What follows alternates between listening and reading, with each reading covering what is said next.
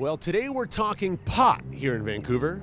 And whether you call it cannabis, chronic, nuds, buds, green grass, dope, rope, reefer, or Mary Jane, the city has seen a surge recently in stores selling marijuana. But with the law set to change this spring, many of these stores could be shut down. To help clear these murky waters, today we're going to talk to a lawyer, a local retailer, and hear from you, the citizens of Vancouver.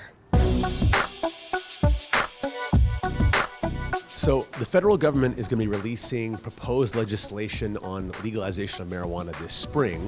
What does that mean for you? People ask us that all the time, but we won't know until we see it. What are some of the biggest misconceptions about what's about to happen with the legalization of marijuana? People think you can just run down the street smoking a joint. That's probably number one. You can't run down the street drinking a beer. People just think it's going to be the Wild West, but it's not. It's going to be heavily regulated. There's going to be rules. It's going to be like buying anything else. There seems to be a lot of gray area around the legalization of marijuana. We have somewhere between 100 to 200 dispensaries here in Vancouver. What's the deal? Are they illegal? Are they legal? What's going on? There is no gray area. They're all illegal. Every single one of them is illegal and operating illegal. The exceptions are medical marijuana that you get with a doctor's prescription, and you get it by mail order. And the other exception is there's a minor exception about growing your own. And I don't think the city of Vancouver has any legislative or constitutional authority to license what is in fact an illegal business. I support marijuana legalization, and I think it's going to come. And I'll bet you it's going to be April 20th. How would you feel if the government has a new program that has licensed producers that would mail you your pot through the mail?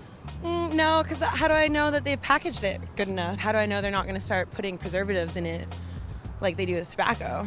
You know, we live in a very liberal world. People can choose what they wanted to do. Other places around the world will look up to us too in terms of the marijuana regulations. So that I think we're just, the trailblazer. I think the legalization has the good parts, but I've never seen a people drugging himself in the streets before I came here. And it made me kind of scared. Historically, the past year of what's happened with licensed producers, people have gotten the wrong product. They've gotten product that's covered in mold, covered in pesticides. It's had to be recalled. You know, that's an issue with buying everything mail order. You don't have a person.